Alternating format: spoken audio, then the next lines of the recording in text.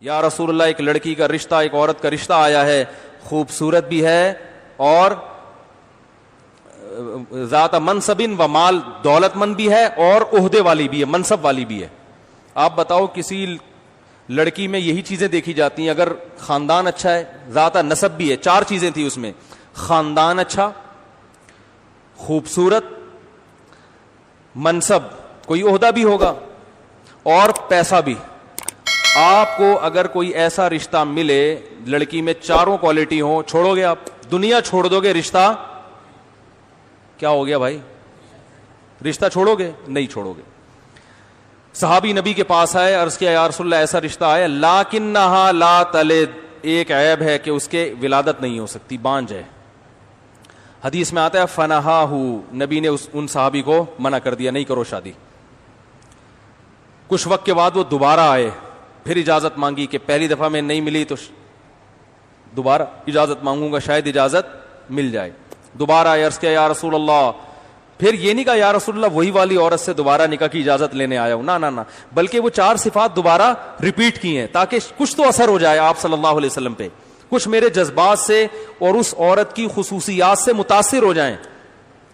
یا رسول اللہ انی اصبت امرأۃ ذات حسن ومنصب ومال, منصب بھی ہے, مال بھی ہے, حسن بھی ہے, وذات نسب بھی ہے, لیکنہا لا تلد, ایک عیب ہے, اولاد نہیں ہوگی. افا اتزوجھا, نکاح کر لوں؟ فنہاہ, نبی نے دوبارہ منع کر دیا, نہ. دوبارہ چلے گئے, تیسری دفعہ دوبارہ آئے, پھر یہی پوری کوالٹیز ریپیٹ کی ہیں. غامدی صاحب کاش آپ یہ بیان سن لیں. یا رسول اللہ, اور یہ وہ دور ہے جب صحابہ کے پاس کھانے کو روٹی, بولو بھائی, نہیں. نبی یہ پوچھ لیتے کہ تمہارے پاس اگر پیسے نہیں ہیں, غریب ہو تو کر لو, تمہارے پاس تو ویسے ہی بچوں کو کھلانے کے لیے نہیں ہے, اور یہ آلو پیاز ٹماٹر کی طرح بچے تھوڑی پیدا کرتے چلے جائیں گے. پہلے اپنی جیب دیکھو, پاکٹ منی دیکھو, ہیں جیب میں کچھ ہے نہیں, اور کہہ رہے ہو بانجھ عورت ہے تو کیا شادی کا, تمہیں تو بھائی خوش ہونا چاہیے, تمہارے پاس تو ویسے ہی کچھ نہیں ہے. کچھ بھی نہیں نبی نے پوچھا کہ مالدار ہو یا غریب.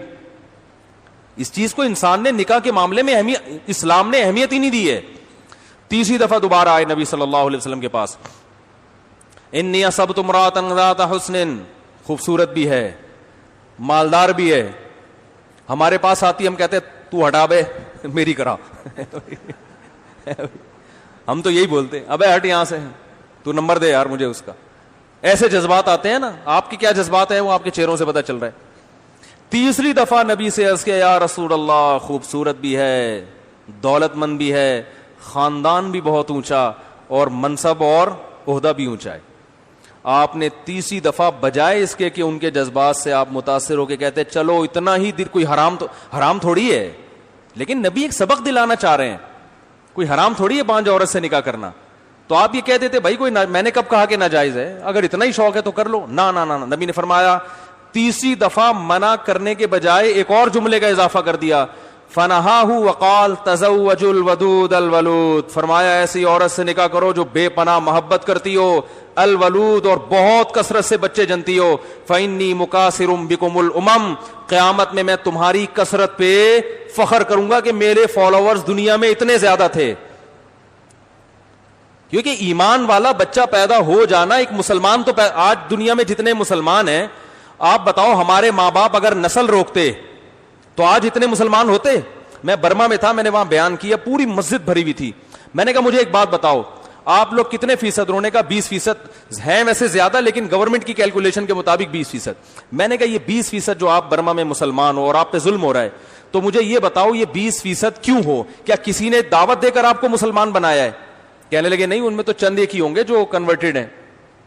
میں نے کہا اس لیے ہو کہ آپ کے والدین نے نسل نہیں روکی, باپ دادا نے بھی نہیں روکی, والدین بھی. اگر آپ کے والدین اور باپ دادا 2 بچے پیدا کر کے جاتے تو آج آپ 10% ہوتے. تو برما میں مسلمان جتنا پٹ رہے ہیں اس سے دگنا پٹتے, کیونکہ ڈیفنس کی ابھی تو پھر بھی ایک بڑی آبادی ہے نا, ڈر ہوتا ہے کہ یہ امڑ کے نہ آ جائیں, اور زیادہ ظلم ہوتا.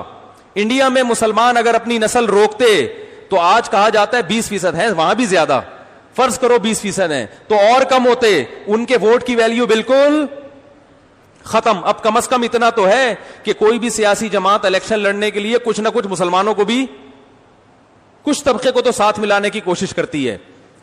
تو اگر یہ تعداد اور دگنی ہو گئی انڈیا میں تو مسلمانوں کی اگلی نسل میں ووٹ کی طاقت دگنی ہو جائے گی کہ نہیں ہو جائے گی؟ تو غامدی صاحب کو کہنا چاہیے تھا کہ انڈیا کے مسلمانوں، ہندو جو ہمیشہ جو متعصب ہندو جیتتے ہیں اس کی وجہ یہ ہے کہ ان کی تعداد، ان کا ووٹ بینک انڈیا میں زیادہ ہے. آپ بہت تیزی کے ساتھ نسل بڑھاؤ تاکہ اگلی نسل میں آپ کا ووٹ بینک، اس کی قوت بڑھ جائے. تو نبی تو یہ سب چیزیں جانتے تھے، اس لیے اپنی امت کو ترغیب دے رہے ہیں کہ انہوں نے میدانوں میں لڑنا بھی ہے. ان کی جب تک ان کی افرادی قوت اتنی بائیکاٹ اگر اتنی بڑی آبادی کرے گی تو اس بائیکاٹ کا اثر ہوتا ہے. تو بہت کچھ مسلمان اپنی آبادی سے کر رہا ہے. ٹیکنالوجی نہیں ہے، وہ ہماری حماقتوں سے ہے. اس کا تعلق آبادی سے نہیں ہے. وہ تو ہمارے اس سے آدھی بھی آبادی ہوتی تو اس سے بھی زیادہ گئے گزرے ہوتے. جو ہماری یونیورسٹیوں کا اور کالجز کا حال ہے نا، اس کا بچوں کی کثرت سے تعلق نہیں ہے. اس میں ایک بچے کو بھی داخل کراؤ گے نا، وہ بےچارہ گدھا ہی بن کے نکلے گا. وہ تو سسٹم ایسا ہے نا، گدھے بندے ہوئے ہیں. آپ دیکھ لو سندھ کے، میں نے خود واٹس ایپ پہ آگے شیئر کی ہیں، وہ اسکول دکھایا اس میں گدھے بندے ہوئے ہیں. جب ایجوکیشن کا یہ حال ہو تو پھر ایک بچہ ہو یا 1000 ہو، وہ گدھے کے گدھے ہی ہوں گے. تو خیر میں جلدی سے بات کمپلیٹ کروں. نبی صلی اللہ علیہ وسلم کے پاس آئے. اب اس حدیث میں چند چیزیں ہیں. نمبر 1، سوال پیدا ہوتا ہے جب ایک بانج عورت کا رشتہ ان صحابی کو میسر آیا تھا تو نبی سے پوچھنے کیوں آئے؟ وہ یقیناً ان کو معلوم تھا کہ اس کے ولادت نہیں ہوگی اور نبی صلی اللہ علیہ وسلم امت سے نسل بڑھانا چاہتے ہیں، تو اس لیے احتیاط اسی میں ہے کہ ایک دفعہ پہلے پرمیشن لے لو. اس سے پتہ چلتا ہے کہ اولاد بڑھانا یہ اتنی اسلام کا اہم حکم ہے کہ صحابہ میں یہ پہلے سے مشہور اور معروف چیز تھی، ورنہ پوچھنے کی ضرورت کیا تھی. نمبر 2، ایسا اتفاق ہوتا نہیں ہے کہ ایک عورت بانجھ ہو مگر باقی ساری کوالٹیز ہوں اس کے اندر. ایسا ہوتا ہے کیا؟ ساری صفات ایک عورت میں اکٹھی تھوڑی ہوتی ہیں، بس ایک عیب ہو کہ بانجھ ہو.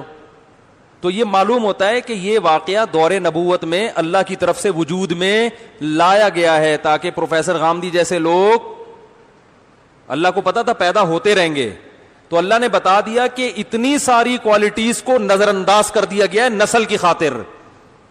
یعنی نسل بڑھانا اتنی اہم چیز ہے کہ عورت کی تمام صفات ایک طرف، سب سے اہم صفت کیا ہے کہ وہ نسل بھی دے گی کہ نہیں دے گی. یہ عورت کی تمام کوالٹی، اس کی ایجوکیشن، اس کا خاندان، اس کا حسن و جمال، یہ سب ایک طرف ترازو کے ایک پلڑے میں، اور ایک کوالٹی کیا ہے کہ وہ نسل بڑھائے گی، یہ دوسرے پلڑے میں. تو یہ دوسرا پلڑا شریعت کی نظر میں وزنی اور فطرت کی نظر میں بھی ہے. نکاح کا بنیادی مقصد کیا ہے؟ دنیا میں جہاں بھی نر اور مادہ کا ملاپ ہوتا ہے اس کا بیسک مقصد میڈیکل سائنس کہتی ہے نسل کو کیا ہے؟ بڑھانا ہے. تو انسانوں میں بھی یہی قانون ہے. تو جب وہ بیسک مقصد ہی حاصل نہیں ہو رہا تو ضمنی فائدے تو حاصل ہوں گے، بنیادی مقصد حاصل نہیں ہوگا. تو اس لیے نبی صلی اللہ علیہ وسلم نے بتا دیا بھائی اسلام تو دین فطرت ہے. تو نکاح کے جب بیسک مقصد ہی حاصل نہیں ہو رہا تو پھر کیوں کر رہے ہو؟ یہ ایک الگ مسئلہ ہے کہ وہ بیچاری کہاں جائے گی. تو بھائی بہت سے لوگ ہیں جن کو کہیں رشتہ نہیں مل رہا ہوتا، وہ کر لیں گے اس سے، لیکن جو آپ سے مشورہ لے گا اسے تو آپ وہی مشورہ دیں گے نا جو بہتر ہوگا. تو تیسرا پوائنٹ یہ کہ صحابہ کرام کو جب ایک دفعہ کسی چیز سے روکا جاتا تھا وہ رک جاتے تھے، دوبارہ نہیں آتے تھے. یہاں 3 دفعہ آ رہے ہیں تو یہ صحابہ کی عادت کے بھی خلاف. تو یہ بتانے کے لیے اللہ بتا رہے ہیں کہ ایسا عشق تھا ان صحابی کے دل میں کہ نبی کے ایک دفعہ منع کرنے کو بھی انہوں نے کافی نہیں سمجھا، پھر بھی آئے ہیں اور پھر بھی نبی نے منع کیا.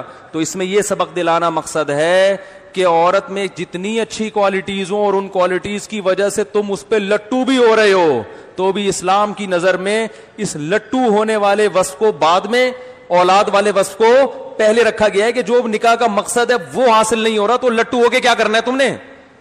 ارے روٹی آپ کو بہت اچھی لگ رہی لیکن پیٹ بھرانے کے کام نہیں آ رہی وہ، تو ڈاکٹر کہے گا ایسی روٹی کھاؤ. آپ شوگر کے مریض ہو، رسگلہ بہت اچھا لگ رہا ہے آپ کو، ڈاکٹر کہے گا اچھا تو لگ رہا ہے مگر رسگلہ سے جو مقصد ہے نا کہ انرجی ملے گی، کاربوہائیڈریٹ ملیں گے، وہ مقصد آپ کو حاصل، بولو بھائی نہیں ہوگی، آپ شوگر کے مریض ہو، آپ یہ افورڈ نہیں کر سکتے. تو مقاصد پہ لذتوں کو قربان کیا جاتا ہے، لذتوں پہ مقاصد کو قربان نہیں کیا جا رہا. تو نکاح کا مقصد ہی نسل بڑھانا ہے اور نکاح کرنے بعد سب سے پہلا مشورہ یہ دیا جاتا ہے کہ نسل کیسے روکنی ہے. تو یہ پاگلوں والی حرکتیں ہیں. اللہ کا شکر ہے اللہ نے ہمیں قرآن و حدیث پر چلنے کی توفیق عطا فرمائی. اور چوتھے پوائنٹ یہ پتہ چلتا ہے کہ تیسری دفعہ میں جب بھی کوئی اجازت لینے کے لیے آتا ہے تو یا تو منع نہیں کیا جاتا یا منع کیا جاتا ہے تو نرم انداز سے. جیسے ہمارے پاس اگر کوئی آئے گا تو ہم تیسری دفعہ میں کہتے ہیں کہ یار اب اتنا بھی دل چاہ رہا ہے تو بہتر تو یہی ہے کہ نہیں کرو, لیکن اگر چلو کرنا ہے تو ٹھیک ہے. یہ ہوتا ہے نا. لیکن بجائے اس کے کہ نبی نے نرم کرنے کے انداز کو نرم, منع کرنے کے انداز کو نرم کیا, نہ بلکہ منع کرنے کے انداز کو پچھلی 2 مرتبہ سے زیادہ سخت کر دیا, اور سختی. فرمایا نہیں, بلکہ کیا ہے کہ میں یہ کہہ رہا ہوں کہ ایسی عورت, تم یہ کہہ رہے ہو بانجھ ہے, تو صرف بانجھ نہ ہونا بھی کافی نہیں ہے. میری خواہش یہ ہے کہ ایسی عورت ہو جو محبت بھی کرے, کیونکہ جب محبت کرتی ہے نا عورت, پھر وہ چاہتی ہے کہ میرے شوہر سے اولاد ہو. طلاق لینے کا پروگرام ہو تو پھر وہ اولاد نہیں چاہتی, یا وہ ٹرائی کر رہی ہو کہ دیکھوں اس میاں کے ساتھ رہتی ہوں, ایک آدھ بچہ پیدا کر لیا, پھر دیکھتے ہیں اگر بن پڑی تو ٹھیک ہے, نہیں تو پتلی گلی سے نکل لیں گے. جو ٹوٹ کے محبت کرتی ہے وہ تو چاہتی ہے کہ میرا گھر کیا ہو, آباد ہو بھائی, اب اسی کے ساتھ رہنا ہے. تو آپ نے فرمایا ایسی عورت سے نکاح کرو جو محبت بھی کرے اور کثرت سے بچے جنے. اس عنوان میں آپ نے بتا دیا کہ میں صرف بچے جننے والی عورت سے نہیں, کثرت سے بچے جننے والی عورت سے نکاح کی ترغیب دے رہا ہوں. تو جو پیغمبر یہ چاہتا ہو کہ صرف بچے نہ جنے بلکہ کثرت سے جنے, وہ ایسی عورت پہ نکاح پہ کیسے خوش ہوگا جو بانجھ ہو. تو یہ بتا دیا کہ تیسری دفعہ جب آئے ہو نا تو اب 300 دفعہ بھی آؤ گے تو اجازت نہیں دوں گا. اس عنوان میں آپ نے یہ بتا, تبھی وہ چوتھی دفعہ نہیں آئے پھر. اور یہ بھی مسئلہ یاد رکھیں, اس پر امت کا اجماع ہے کہ بانجھ عورت سے نکاح جائز ہے, کوئی گناہ نہیں ہے. پوری امت کا اجماع ہے, کیونکہ نکاح جن عورتوں سے اللہ نے حلال کرا دی اس میں بانجھ عورتیں بھی داخل ہیں. تو سوال پیدا ہوتا ہے جب حرام بھی نہیں ہے تو نبی اتنی شدت سے منع کیوں کر رہے ہیں؟ تو علماء کہتے ہیں صرف یہ بتانے کے لیے کہ میں اپنی امت سے نسل کی کثرت میں کتنا زیادہ حریص ہوں, میں کتنا زیادہ انٹرسٹڈ ہوں, کتنا زیادہ مجھے رغبت ہے کہ میری امت نسل بڑھائے. تو بھائی قرآن و حدیث کو اپنے حساب سے مت ڈھالو, خود کو قرآن و حدیث کے حساب سے. بولتے کیوں نہیں بھائی؟ لا الہ